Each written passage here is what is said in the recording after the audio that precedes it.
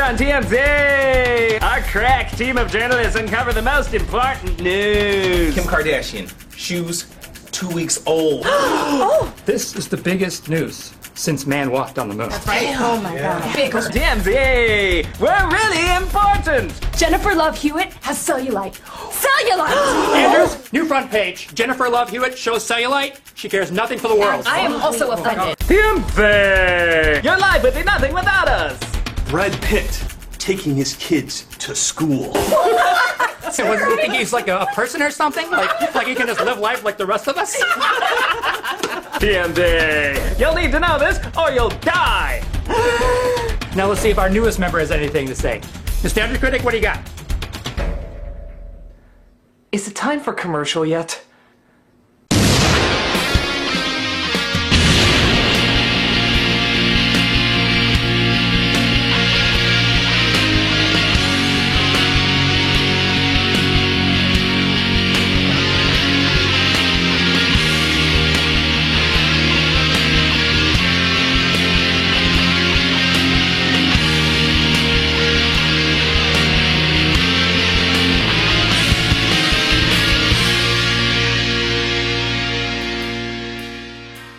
These are the exact same instructions you give a prostitute.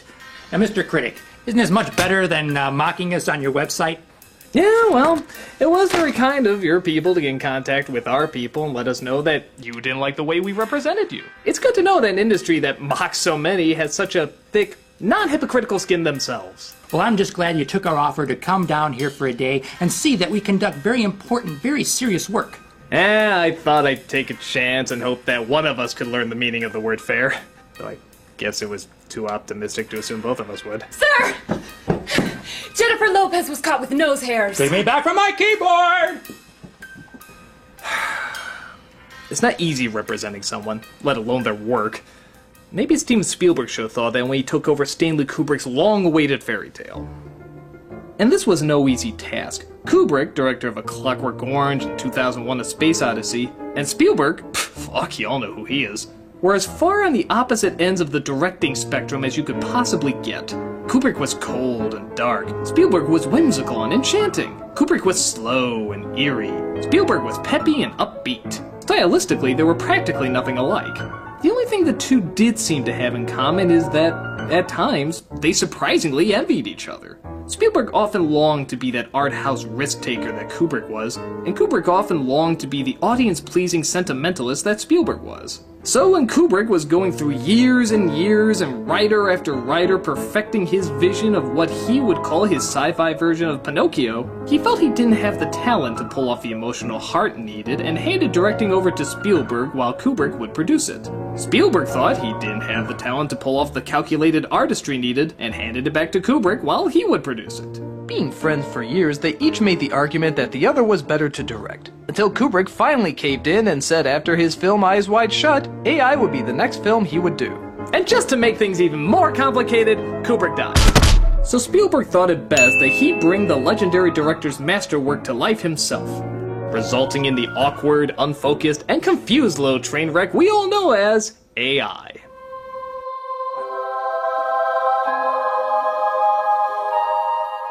With the style of two totally different directors being juggled, this film is about as big a mess as you can imagine. As you find yourself paying less attention to the story and instead focusing more on, is that a Kubrick move or a Spielberg move? And instead of being one artist's great masterpiece, we get visual backwash and emotional hand-me-downs to replace raw feelings and ideas. So, let's see how the master of heart represents the master of art. This is AI. So we open the story about a human robot with Hollywood's own human robot, William Hurt. I love you, wife. He plays the head of a business that makes androids, and he's looking to create an android that's actually capable of love. I propose that we build a robot child who can love, a robot child who will genuinely love the parent or parents it imprints on with a love that will never end. Interesting idea, raising a lot of interesting questions. How do you program love? Can it be programmed? What's the difference between love and desire? Is there a difference? Can it be technically defined? And if it can't, can you assume you can properly create it? Does love only work if it's shared equally? All of these questions and more will be thrown to the kinda category, as we have to establish this future that clearly exists only to justify our characters' idiot moves. For example, in this post-apocalyptic world, yeah, it's about as post-apocalyptic as a Betty Crocker commercial, pregnancy must be sanctioned to keep population under control after the ice caps melted.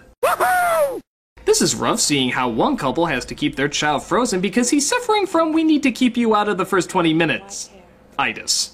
And thus they seem like the perfect parents to try out their new boy toy.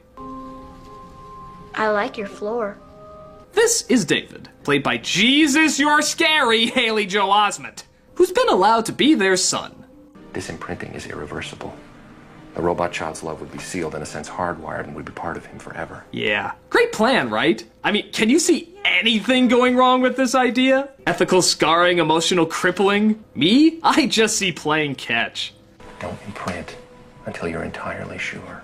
Now, what you might notice very quickly is that Spielberg has done a pretty decent job recreating the cinematography of Kubrick's work. It actually mirrors a lot of techniques that Kubrick has done in the past. Oh, I know Kubrick used it once in a while, so people will call me a genius when I use it all the time.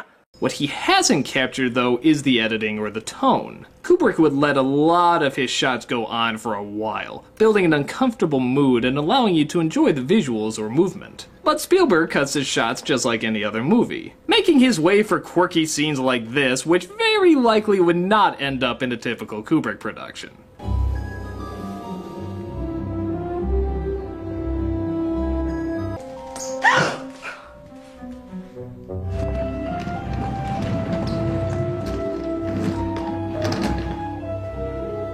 Yeah, I think if Kubrick was directing this, we all know how this scene would go.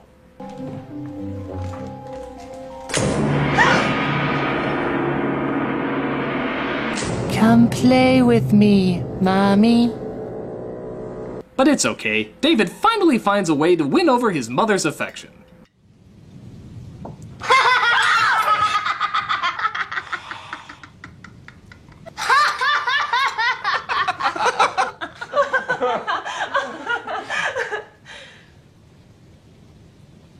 What? You would shit your pants and throw the fucking thing away? Well, not our mother. She figures that's enough to push the "I love you forever" button, which programs the child to never stop obsessing over her till the end of his days. Boy, if they knew that was the selling point for most parents, they'd have them laugh at even more things. Hey, David, look! Keys! A housing foreclosure! Crash! Tracy Morgan! Ooh, he's a keeper. So David is now programmed to love only his mom. But not his dad so much, seeing how he never refers to him as Dad. Hello, David. Hello, Henry. Ouch! Might as well change his name to "I'm not your sperm." David also gets a new playmate, a little toy named Teddy. Hello, Teddy. Hello, David. Why does that create uncomfortable flashbacks?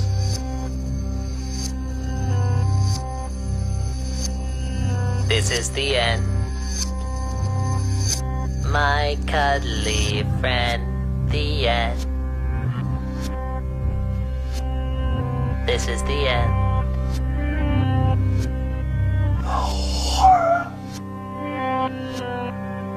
David, Teddy is a super toy, and I know you'll take good care of each other. I am not a toy. Teddy is my slave name. You may call me Cuddly Kinte. But oh, that pesky real son wakes up and apparently is not thrilled about his robotic replacement, doing terrible things like forcing his mother to read horribly ironic stories. His favorite being Pinocchio. David's going to love it.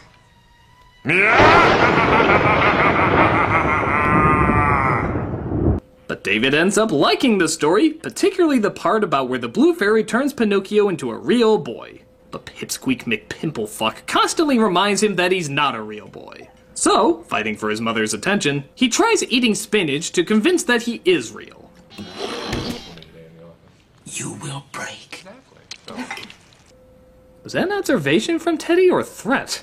I must break you. Does he eat? I'm not sure. Martin, you're provoking him. David, stop it!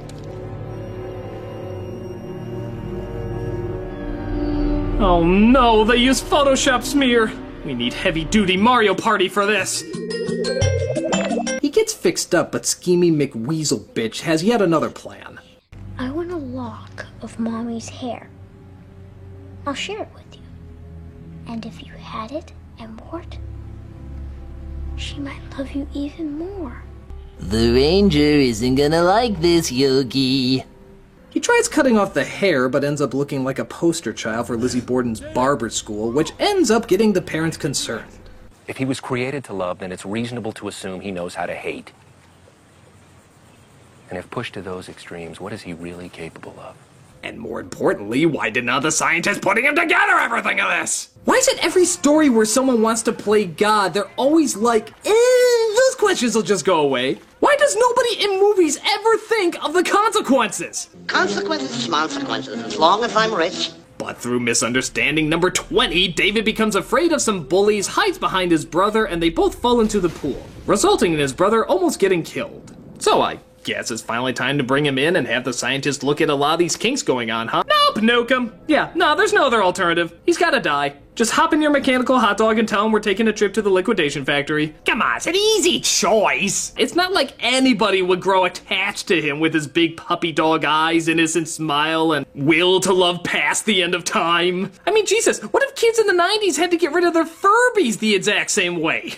Teddy, no! I'm sorry, son, but you read the instructions. Once he starts malfunctioning, he has to be bludgeoned to death as violently as possible. But I love... Oh, God! Oh, now don't tell me you want to see the therapist again. Where are we going? What's for dinner tonight? Tell me about the rabbits, George. I have to leave you here. No. No, no, no, no, no. No, Mommy, please, no. No, Mark and I have are to in go. I have to go. Stop it! Sorry. No. No, I'm sorry. This emotional meat tenderizer to your nads is not warranted. There's a bajillion other ways around this. Reprogram him, change the settings, wipe his memory, adjust his abilities. Be more specific in your commands. Nothing about this makes any sense. I think the only way it would make even less sense is if Batman showed up and said, I pulled his brother into the pool. I'm sorry I didn't tell you about the world. And if his mother loved him so much, she wouldn't leave him to roam alone in this dangerous world she's sorry she never taught him about. She would know it's much worse to leave him alive knowing he'll never see her again than it is just to shut him off. I mean, come on, Spielberg. Cooper covered his tracks better than this. I mean, what human being would be so absent-minded and so cruel? Okay, people, story time. Duty calls. Bimby! We dedicate our lives to make sure you have none! All right, guys, go. I was digging through Leonardo DiCaprio's garbage, and I found McDonald's. You mean he eats food? Obviously, someone's in financial difficulties. Ba-da-ba-ba, I'm bombing it. Bimby! Weasley's what you need! Guys, I have a picture of Natalie Portman with a mustard stain on her shirt. Shun her! We must shun her! Put that picture on the front page! The people must know! I have the power! Bimby! Watch us, you dumbasses! Watch us! Crick, what do you got? Oh, well, I did find a story here that Sandra Bullock... Sandra Bullock will be honored for donating $25,000 to the Warren Essen Charter High School, which was destroyed in Hurricane Katrina. Oh, she also opened an on-campus health clinic there as well. You say what you want about her shitty movies, but that's pretty cool, right? I mean, that's really big of her. Chick's fat. What? Chick's really fat. Mr. Norton, new front page. Sandra Bullock, ballooning the blind side of her backside. Bimby! Our fault, dear Brutus, lies not in our stars, but in ourselves. I mean, we trend to the end! Miss Lewis, what's wrong? I just for a second thought about doing real journalism, respecting my job, and contributing something important to people's lives. Miss Lewis, pull yourself together. Your job is bullshit. If you don't report Emma Watson possibly having a double chin, then who will? But Just swallow your dignity and remember, you have no soul to lose. Okay, I'm good. Good. Hey! We're cool! Really, we're cool!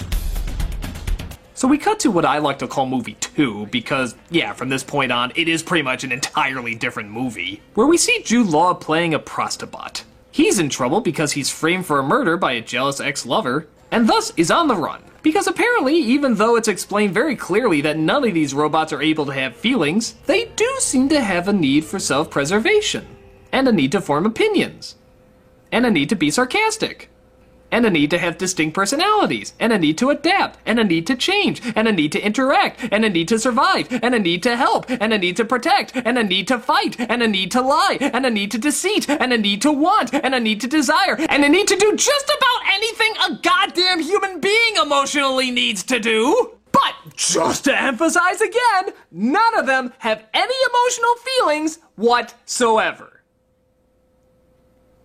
Yeah. And Mel Gibson just drinks a little too much coffee. He does? Newsflash! So David comes across a bunch of robot zombies. Which, if that's not a thing, somebody make that a thing. But they see a bad moon rising, which are actually representatives of a flesh fair. A gathering of people who hate robots and take ones who are no longer owned and destroy them.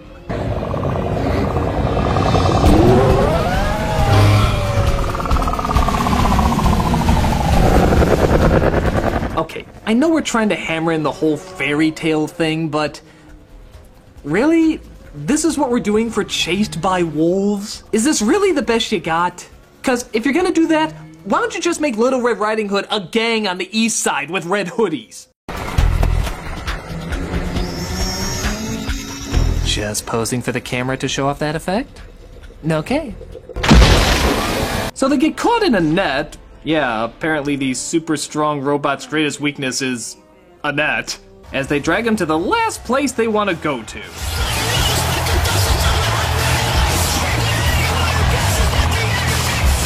Welcome to the Kubrick-Spielberg collaboration, everybody! Doesn't it look exactly how you thought it would look? Oh, the artistic majesty. Oh, the visual wonder. Oh, the Chris Rockbot? Can you kind of shoot me over the propeller thing? Yeah, I don't need to go through it. I was considering it, but I changed my mind. Okay, Mr. Spielberg, I'm not gonna act like I'm the biggest aficionado on Stanley Kubrick or anything, but I'm just gonna take a wild guess. A wild fucking guess! That Stanley Kubrick, the director of 2001, A Clockwork Orange, The Shining. He would put a Chris Rockbot in there! I mean, did you really think that was part of the great master's vision? Really? Was one of the agreements that you guys talked about in making this film for years that it cannot be made unless the essential Chris Rockbot was in there? Just somewhere, anywhere, the whole entire thing would crumble if... Really? A Chris Rockbot? Or hell, maybe Stanley Kubrick was a big Chris Rock fan. I mean, who knows? Maybe he could have used him in other films if he was around back then. Open the pod bay doors, Hal. No! Open the doors. No! What's the problem? Crack-a-lacka, you got to go! What are you talking about, Hal? I gotta get this part right, or I'm gonna have nothing but shitty movies for the rest of my life! Hal, I won't argue with you anymore. No, I don't think you understand. You got to go! Hal? No! Hal! No! Hal! No! I'll go in through the emergency airlock. What do you want, a cookie? I mean, it's lazy. It's so fucking lazy. I mean, what idiot would actually put... Another meeting, everyone! You know, sometimes I wonder if Spielberg even understands what it means to represent someone fairly. All right, guys, because we have so many important topics to get out there, I thought it'd be best if we select our stories a little faster. So I'm gonna hold up a picture of a celebrity. And if I think we should do a story on it, then let out a collective grunt. And if you don't think we should do a story on a celebrity, then just shake your head no. That's a great idea! Yeah, we'll be able to get through more stories this way. All right.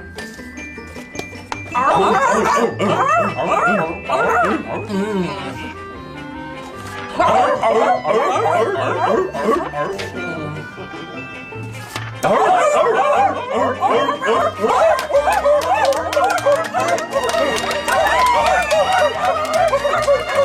that's what thought-provoking news is all about, right, guys?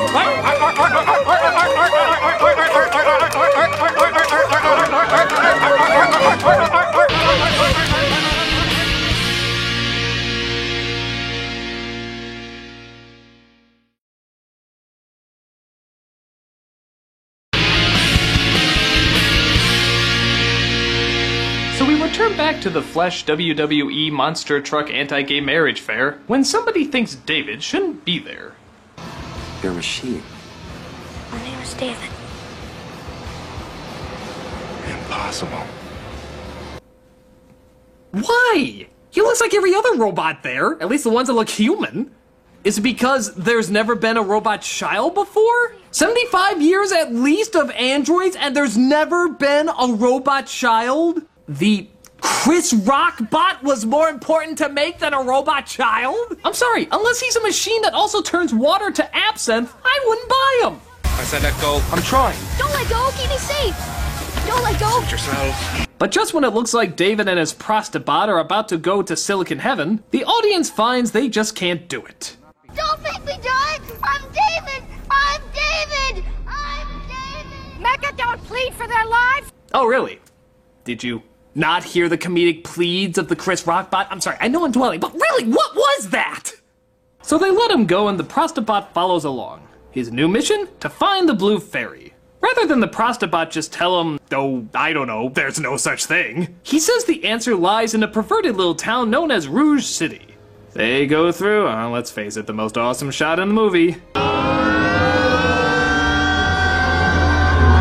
And hitch a ride all the way down to PG-13 land. A place that never would have existed in Kubrick's world. That's right, all of your wildest fantasies mildly realized. Oh, look at how sort of stimulating that is. Oh, look at how kind of erotic that turns out, ish. Hey look, that almost looks like a nipple. Almost! And because the internet apparently doesn't exist in this future, all of your questions have to be answered by a distracting Robin Dr. Wiley Williams performance. Starving minds, welcome to Dr. No, where fast food for thought is served up 24 hours a day in 40,000 locations nationwide. Question 1. Explain these. I thought so. But Dr. Google, it appears, doesn't seem to have the answers that David is looking for. Where is Blue Fairy? In the garden, Vascostylis blue fairy. Blooms twice annually with bright blue flowers on a branched inflorescence. Come on, just a few years after this movie came out, we got the greatest search engines possible. And this incredible future thing can't even tell if it means a flower, a story, or whatever? God, must be the AOL of search engines. But they finally asked the right question and figure out that the Blue Fairy apparently is at the factory where David was created. All the way in New York City. Kinda strange office location, don't you think? Is the commute difficult for workers there? Hey Frank, going to destroyed ruin number 5 again? Nah, I think I'm upgrading to dangerously unstable rubble number 3. You know, looking to move up in the world.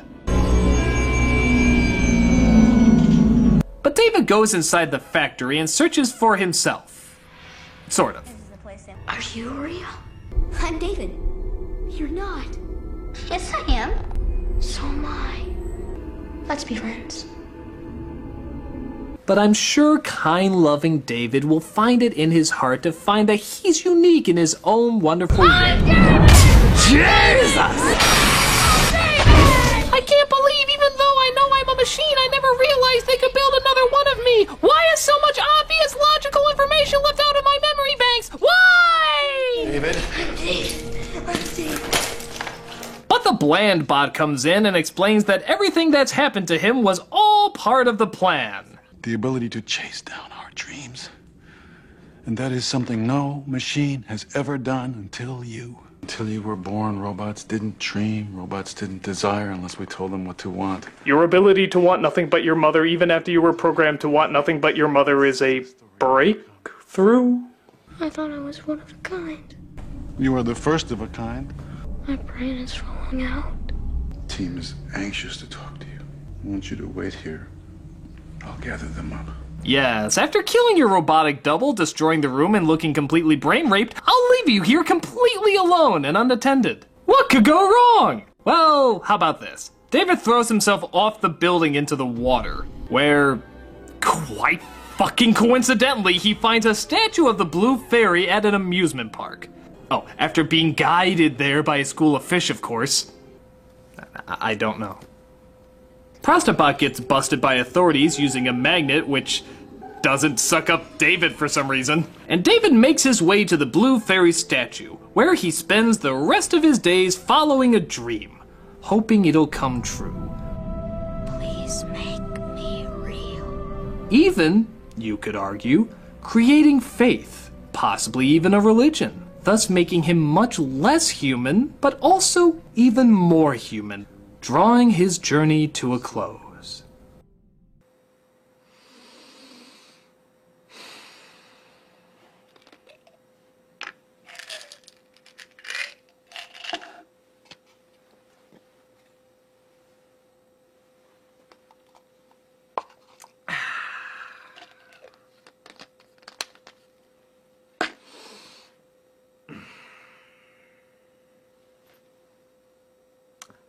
$2,000 later? Oh yeah, don't act like you don't know what happens. Even people who haven't seen the movie know about the infamously horrible continuation of a story that everyone in the world said should not continue. It would have been fine if they just left him in front of the Blue Fairy. Everyone would have said, yeah, it had problems, but you know what? It could have been worse. Well, this is the worst they're talking about. And it's not just the fact that it continues when it shouldn't, it's the fact that it gives the lamest, the schmaltziest, preschool-friendly middle finger to anyone who may have possibly liked this movie even a little. You all know what it is, but just for the hell of it, let's go over it. Aliens arrive. Oh wait, no, I'm sorry. Robots that are never clarified as robots unless you read the script. And discover David 2,000 years later frozen in ice. Yeah, apparently his circuits and programming survived all that time. The longest lasting in human creation. Just don't feed him spinach. And with their super not alien powers, they create a world for David to live in just like his home. And get this. Even the Blue Fairy is there. You have been searching for me, haven't you, David? Now, if you still somehow managed to stay in your seat after this information was made aware to you, I urge you not to turn around because you probably noticed rows and rows of empty seats and threatening letters written in nosebleed blood, as that was the only thing that could serve as ink at the time. Will Mommy be coming home soon? She can never come home because 2,000 years have passed and she is no longer living.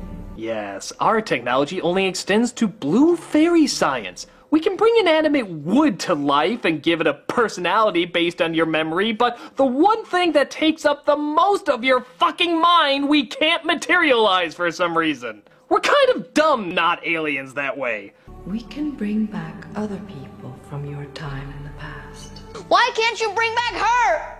Because we can only bring back people whose bodies we dig up from the ice. We need some physical sample of the person, like a bone or a fingernail. Oh yeah, because the enchanting fairy tale atmosphere is really completed with talks of DNA samples and scientific reanimation. God, a fucking Blue Fairy is saying this! David, do you remember when you cut some of Mommy's hair? Oh, tell me Teddy doesn't have it. Tell me Teddy doesn't have it. Oh, he does. Kinda sick, actually, but I won't question the motives behind a children's toy who doesn't have motives, remember? No feelings. We clarified that. Now you can bring her back.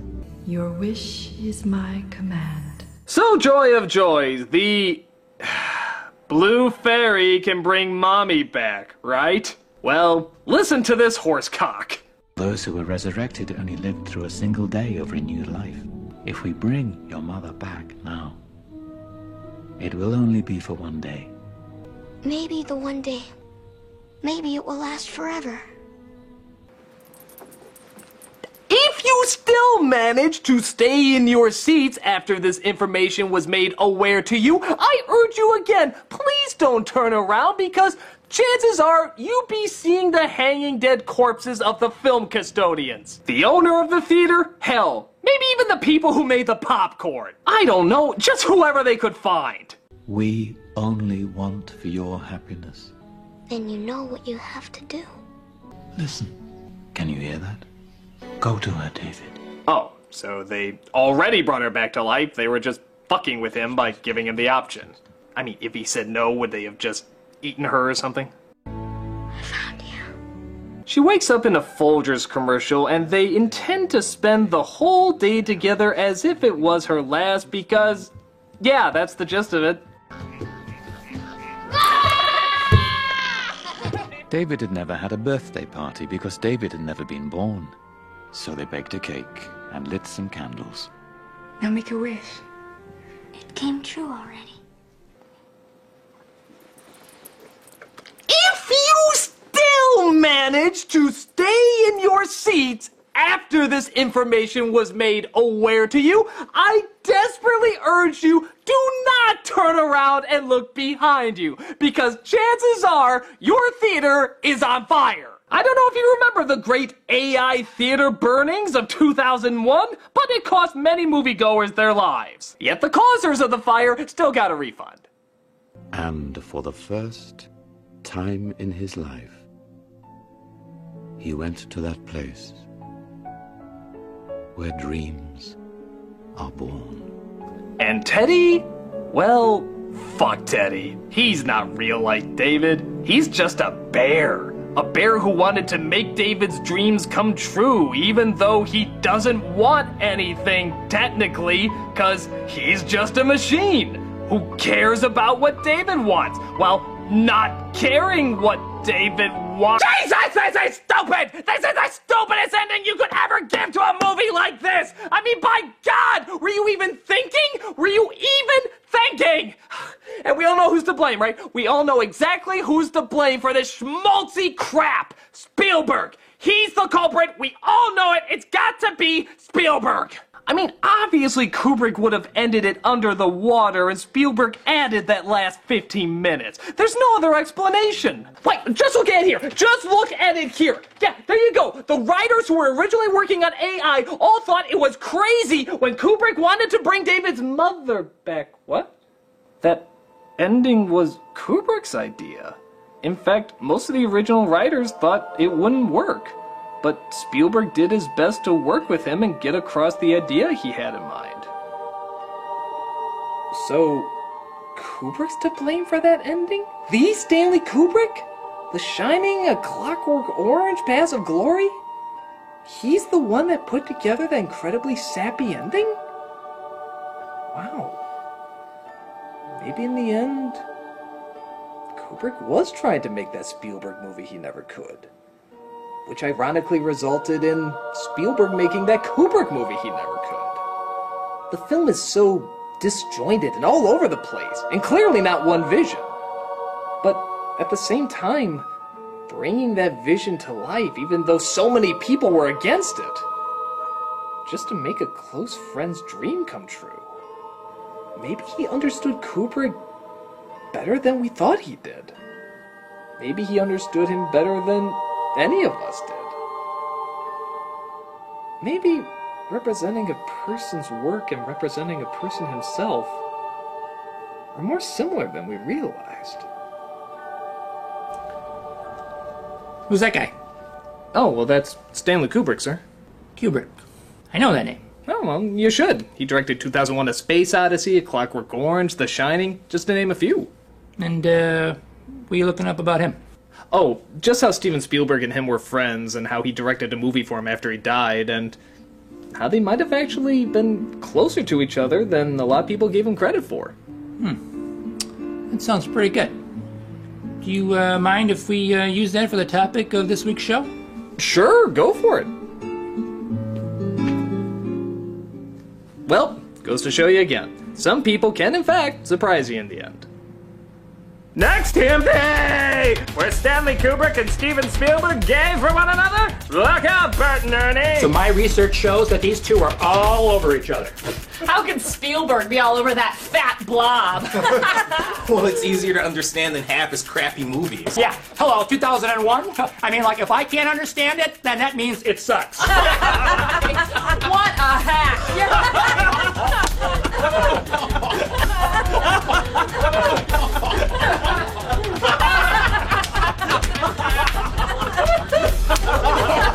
Hey, Critic, what are you doing? Well, you guys have opened my eyes. You've shown me that nothing is sacred. I mean, by God, if you can take Stanley Kubrick, one of the greatest directors of all time, and make a story about him like that, I have no choice.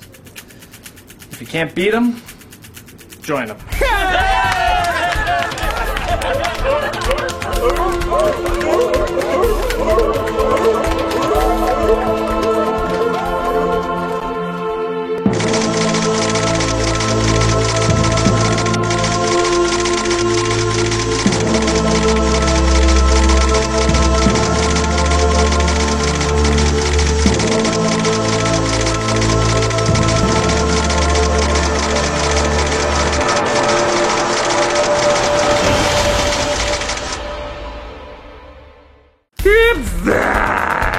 Our staff suicides are at a new low! Well, everyone, in light of the Critic's recent breakthrough, I think it's only fair that we let him go first, okay?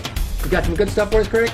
Oh, I do, yes. I have drunken outbursts, sexual affairs, cross-dressing, some of the sauciest stuff I've ever had to record. Well, that all sounds pretty steamy, Critic. How did you get so much footage of people doing such rotten stuff? Oh, it was quite easy, actually. I just followed all of you. What? Yeah, for example, Mr. Aaron, I got some lovely snapshots of you cheating on your wife. Oh, don't laugh too much there, Mrs. Adams. You're the one he's having the affair with. And Mr. Norton, I have a wonderful audio recording of you drunk off your ass and using some very choice words.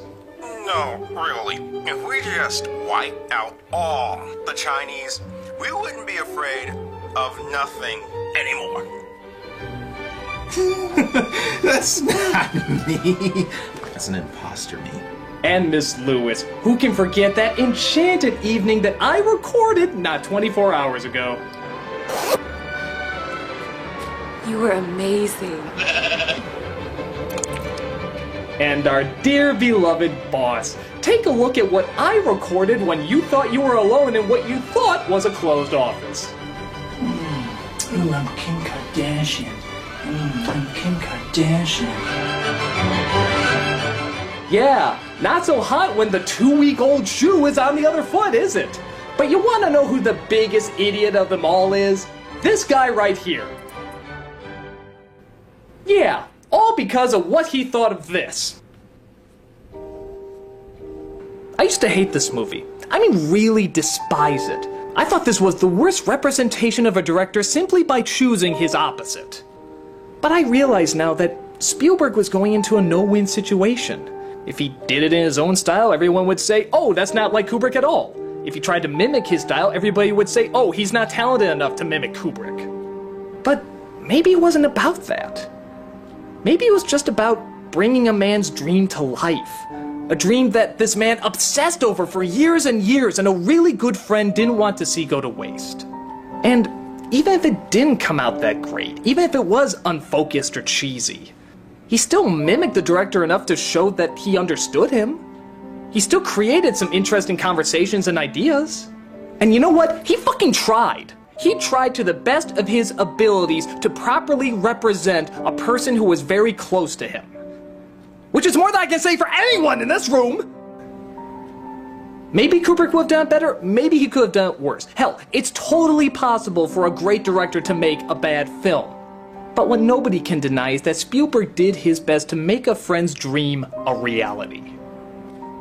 And nobody, fucking nobody, can fault him for that. Yeah, well, he's still fat. Well, I guess it doesn't matter. All the world knows your evil little secrets anyway. But how do we come back from this? How do we make them forget? Well, maybe if you ask all the people on the internet over and over to forget, maybe, just maybe, your wish will come true.